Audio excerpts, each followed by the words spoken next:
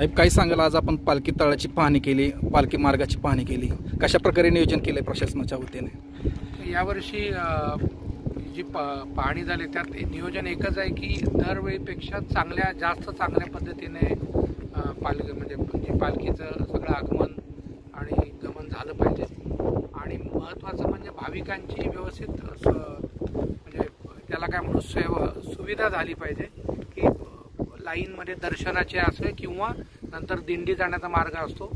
दरवेळेला जे प्रॉब्लेम येतात ते यावेळेला जास्त बंदोबस्त वाढवून आणि इतर प्रशासनाच्या मदतीने आम्ही काही सोयी करून कमी करण्याचा प्रयत्न करू, जेणेकरून पालखी सुखकर होईल. पालखी अंतर्गत पालखी मार्गाचं काम अपूर्ण आहे, ते आता बोलणं झालेलं आहे. त्यांनी ते काम पूर्ण करण्याचं कबूल केलेलं आहे. जेवढं काम ते करतायत तेवढं करून पुढचं काम पॅचिंग आणि लेवलिंग हे करतील असं त्यांनी कबूल केलं आणि ते होईल.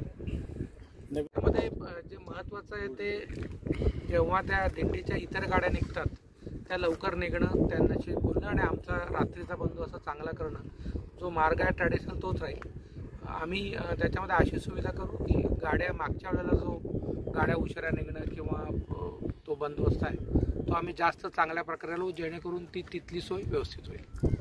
तुमची एकूण पोलिसांची तैनात एकूण किती असणार आहे पालखी दिवशी? याच्यामुळे आम्ही जवळजवळ 1000पेक्षा जास्त कर्मचारी ठेवतोय.